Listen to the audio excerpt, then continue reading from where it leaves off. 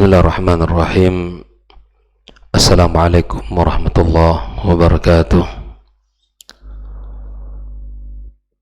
Innal hamdalillah nahmaduhu wa nasta'inuhu wa nastaghfiruhu wa nastahdihi wa na'udzu billahi min shururi anfusina wa sayyiati a'malina.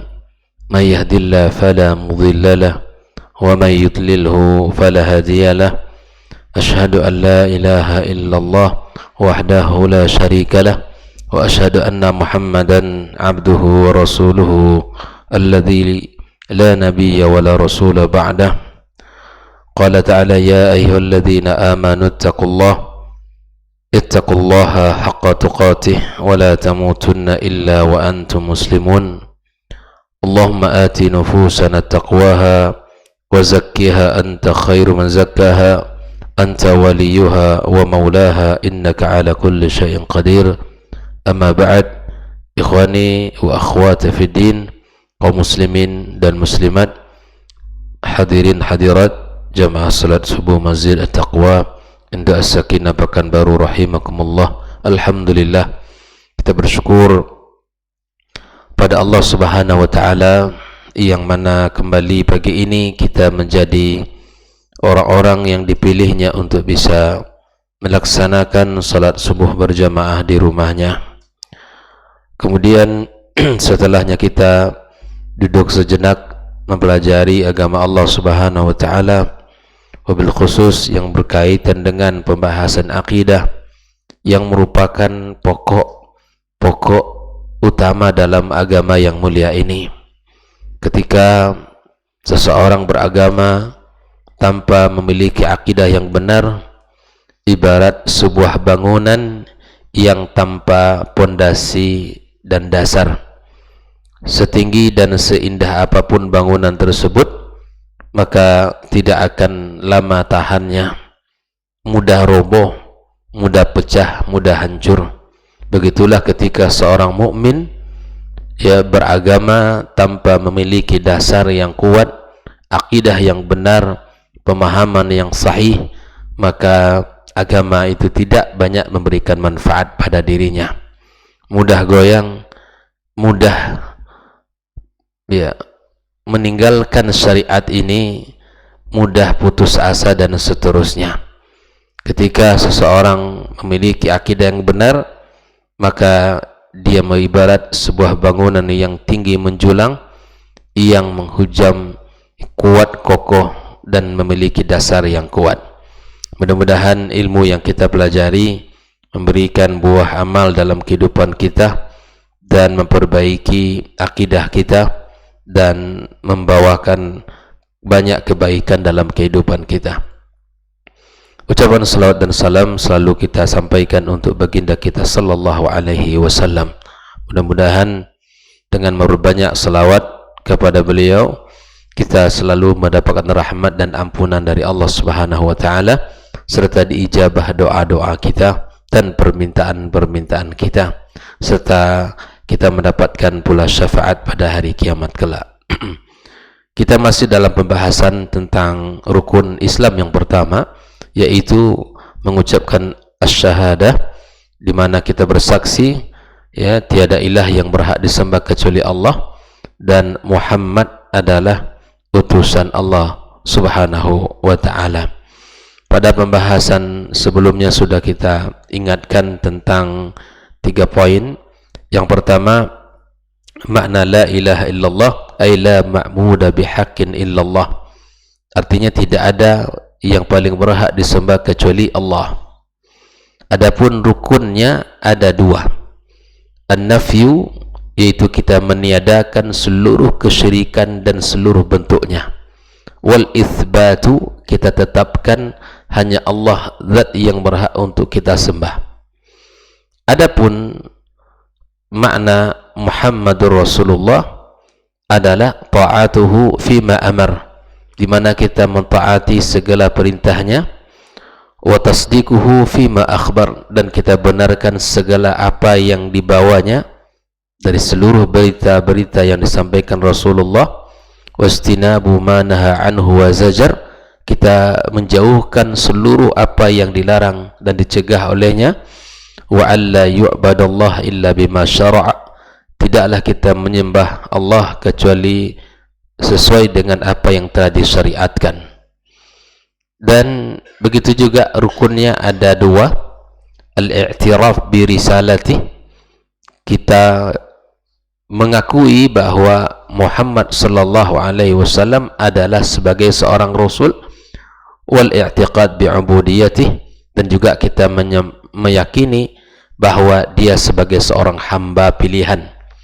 Tidaklah kita melebihi daripada apa yang telah Allah tetapkan untuk baginda kita sallallahu alaihi wasallam. Kemudian kita bahas tentang syarat la ilaha illallah. Kalimat la ilaha illallah kalimat yang sangat agung, kalimat yang jika diucapkan oleh seseorang dia akan mendapatkan kebahagiaan di dunia dan di akhirat kelak. Namun tidak semua orang ketika dia mengucapkan la ilaha illallah memenuhi hak-haknya, menunaikan kewajiban-kewajiban yang ada pada diri yang mengucapkan, tidak memahami konsekuensi yang lahir dari ucapan tersebut, sehingga banyak orang yang salah memahami man mata wa akhiru kalami la ilaha illallah dakhal jannah. Tidak cukup dengan hanya sekedar dia mengucapkan la ilaha illallah kemudian meninggal dunia. Bahkan para ulama ketika Hasan al-Basri ditanya, ya, ketika seorang meninggal dunia kemudian ucapannya la ilaha illallah dakhal jannah, lalu beliau tekankan ia akan masuk surga kalau dia menunaikan hak-hak daripada kalimat tersebut, kalau dia menunaikan seluruh apa yang menjadi konsekuensi dari kalimat tersebut. Karena betapa banyak orang yang meyakini kalimat ini hanya secara lisan, tidak diwujudkan dalam bentuk amal-amalnya, tidak dalam kehidupan, tidak terjaga kalimat-kalimat ini. Apa saja syarat la ilaha illallah? Maka yang pertama, ya, al-ilmu adalah ilmu, meyakini kalimat ini dengan seyakin-yakinnya, meniadakan apa yang ditiadakan oleh kalimat ini, dan kita tetapkan apa yang Allah tetapkan. Yang ilmu yang menafikan kejahilan. Allah katakan fa'alam annahu la ilaha illallah. Inilah sebagai dalil dan dasarnya. Kemudian yang kedua adalah al-yaqin, ya, meyakini atau keyakinan yang menafikan keraguan, ya, meyakini apa yang disebutkan Allah dalam kalimat ini, apa yang disampaikan Rasulullah sallallahu alaihi wasallam. Karena ketika kalimat itu la ilaha illallah diucapkan tanpa diyakini dalam hatinya, maka di sini disebutkan oleh Syekh bin Baz, bima tadullu alaihi lam tanfa'hu, tak akan berguna kalimat ini. Jelas ya? Di kalimat yang kita ucapkan la ilaha illallah tanpa kita mengetahui ilmunya, tanpa kita yakini dengan seyakin-yakinnya, tidak ada keraguan sedikit pun lagi. Tidak ada keraguan. Kita yakini dengan seyakin-yakinnya, tanpa ada keraguan, ini baru memberikan manfaat. Tapi apabila hanya diucapkan masih ragu di dalam dirinya, maka kalimat ini tidak akan ada manfaatnya bagi dia. Allah Subhanahu wa taala telah mengatakan, innamal mu'minuna alladhina amanu billah wa rasulih thumma lam yartabu. Orang yang beriman itu siapa? Yang beriman kepada Allah dan Rasulnya, kemudian mereka tidak ragu sedikit pun. Surat Al-Hujurat 15. Kemudian yang ketiga, syarat yang ketiga ini, ya, al-ikhlas, ya, keikhlasan yang menafikan kesyirikan.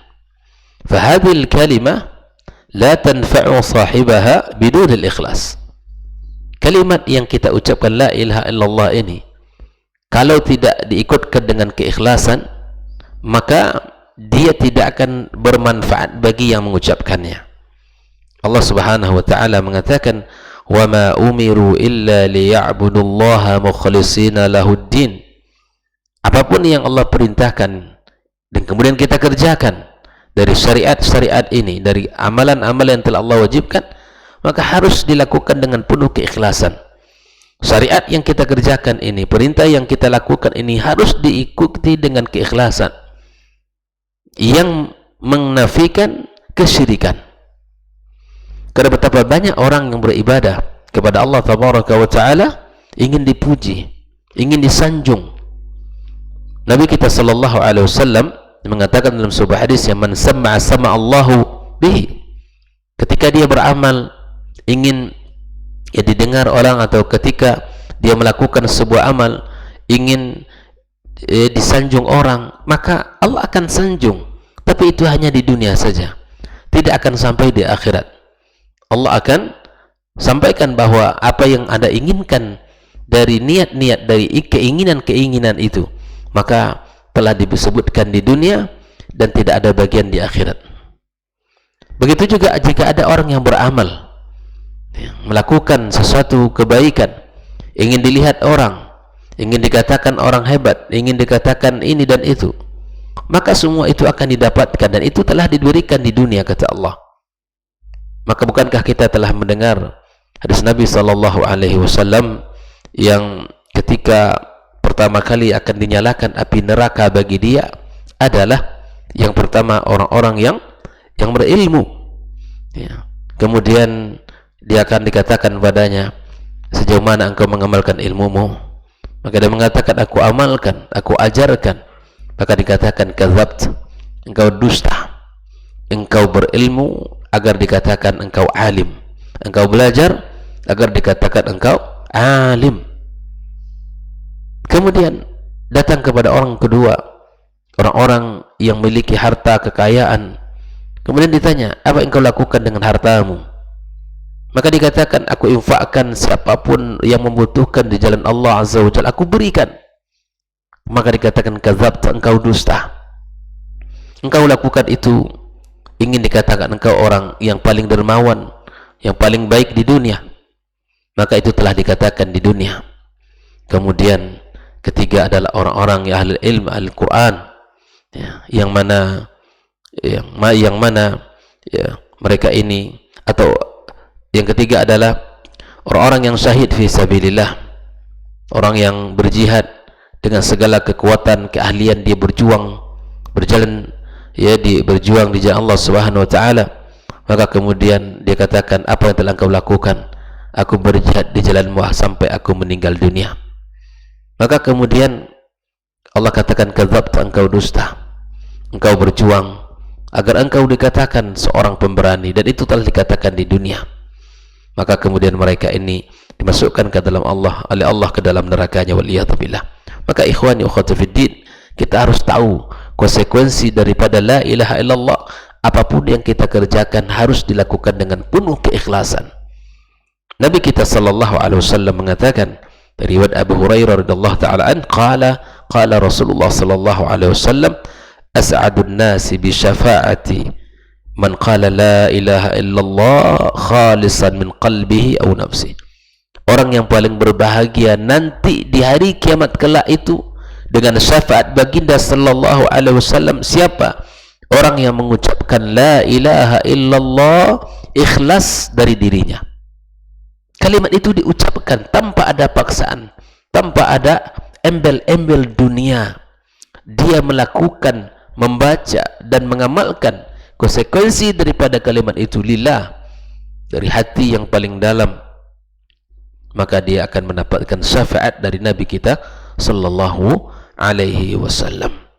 Dari Utsman radhiyallahu taala an, dari Nabi sallallahu alaihi wasallam qala, innallaha harrama 'alan nar man qala la ilaha illallah.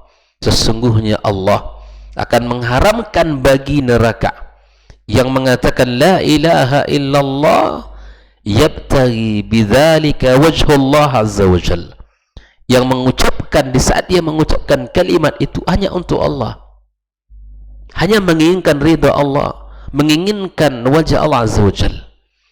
Maka kalimat la ilaha illallah sudah kita bahas, dia merupakan min afdalaz zikir, sebaik-baik zikir dalam kehidupan kita. Fa'akthiru, maka perbanyaklah kita membaca kalimat ini. Di saat kita ragu, ada keraguan dalam diri kita, baca la ilaha illallah. Baca kalimat itu diulang-ulang.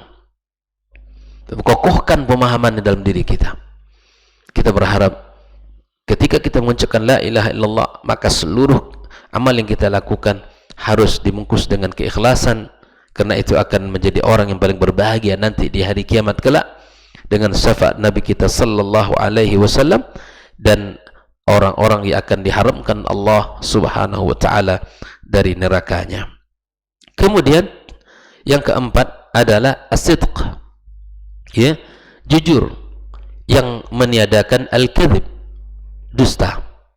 Fala budda an yaqula la ilaha illallah sadiqan min qalbi. Di samping dia mengatakan kalimat itu dengan penuh keikhlasan, maka dia juga harus mengatakan dengan penuh kejujuran dalam darinya, dalam hatinya. Nabi Allah Subhanahu wa taala mengatakan, "Hasiban nas wa ayyutraku ay yaqulu amanna wa hum la yuftanun." Ya, betapa banyak para sahabat yang diuji oleh Allah teguh dalam ujian mereka. Betapa banyak orang-orang zaman dahulu, para sahabat, para tabi'in dan tabi'in dan imam-imam sebelum, ya, imam as-salafus salih, mereka semua orang-orang yang teguh ketika diuji jujur, tidak mudah goyang, tidak mudah, ya, berpindah. As-sidq, apa yang diucapkan itu betul-betul jujur.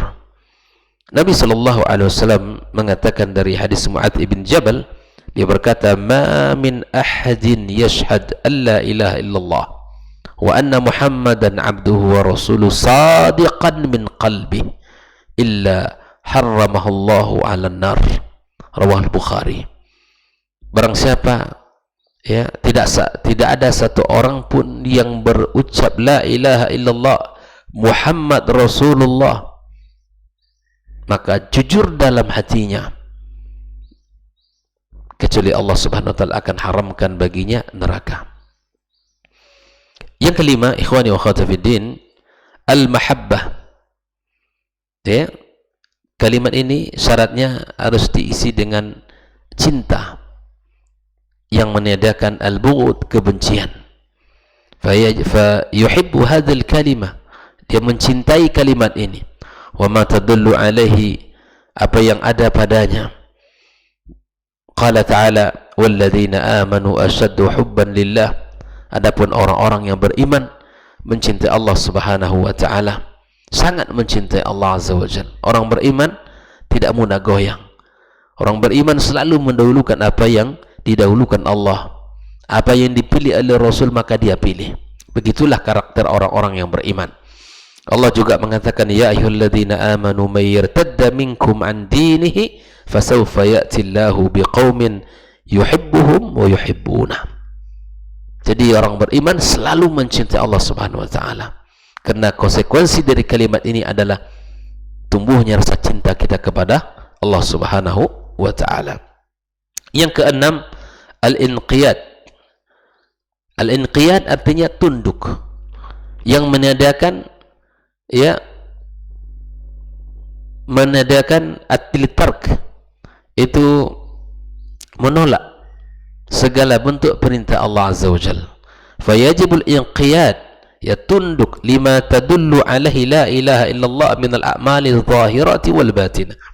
Kita mesti tunduk dengan apa yang telah Allah perintahkan dan apa yang telah Nabi sallallahu alaihi wasallam sampaikan, baik yang amalan zahir maupun amalan batin.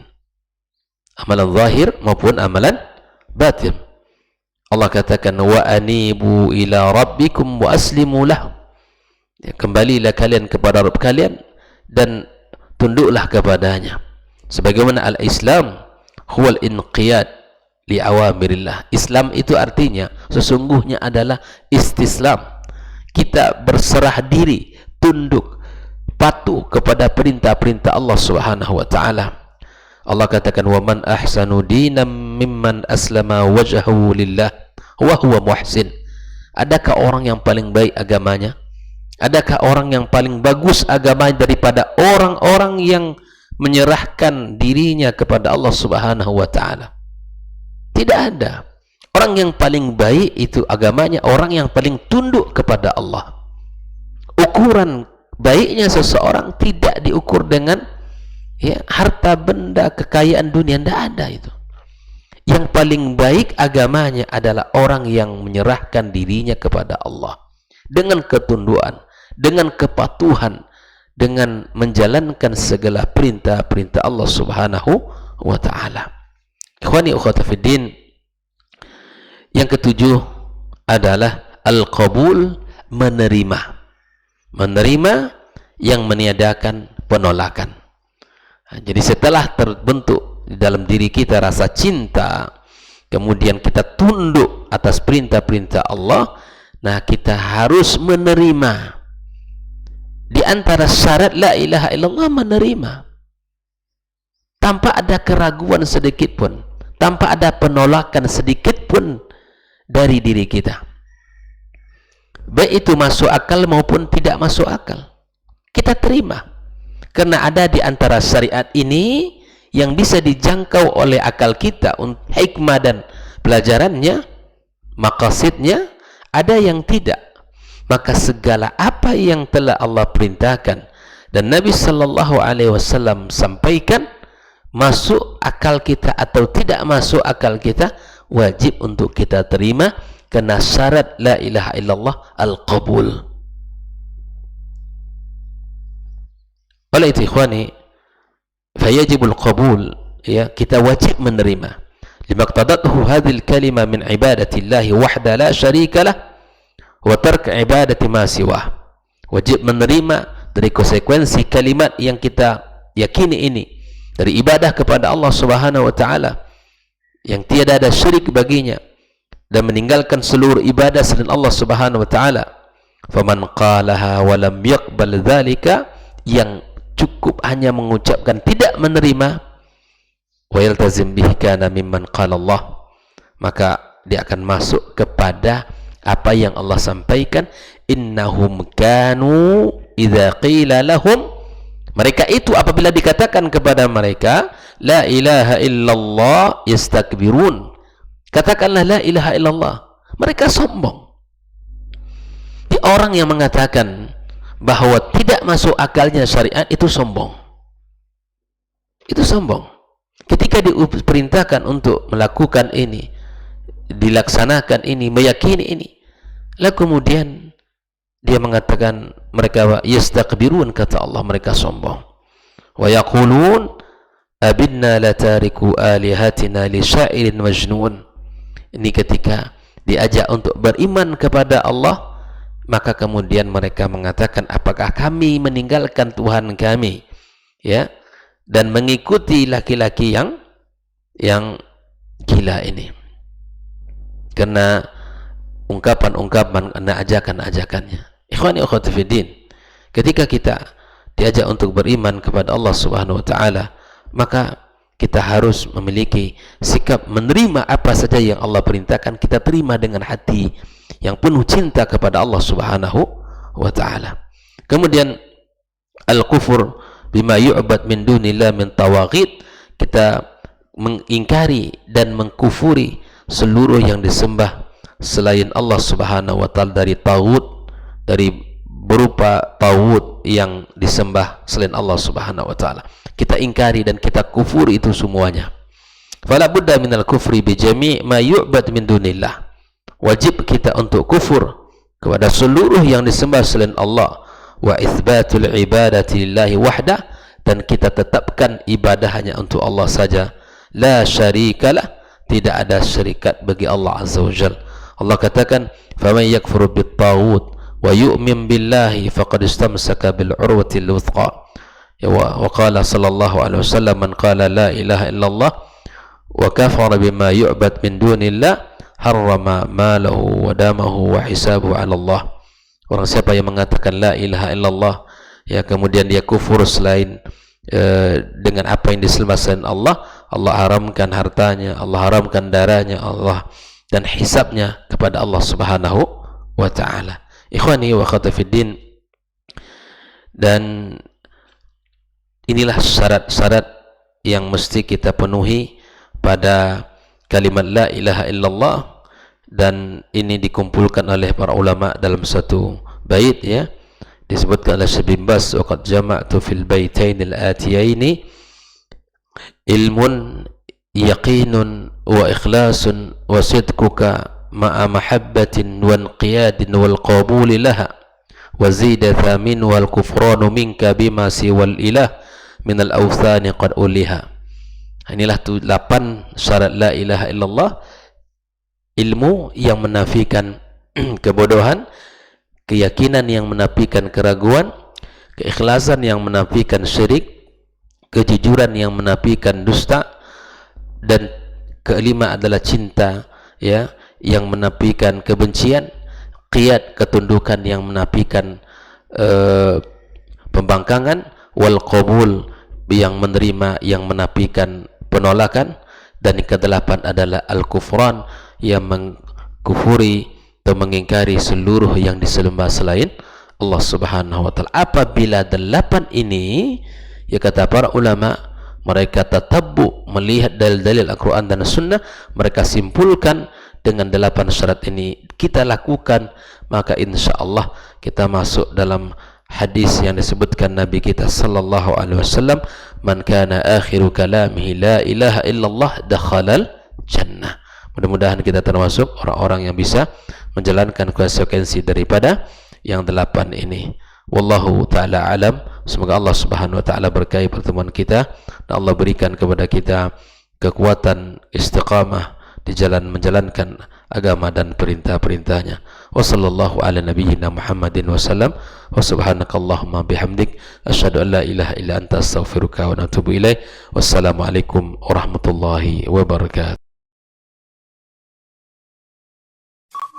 Dr. Dasman Yahya Ma'ali LCMA Hafizahullah, Dr. Helmi Basri LCMA Hafizahullah, Dr. Hidayatullah Ismail LCMA Hafizahullah.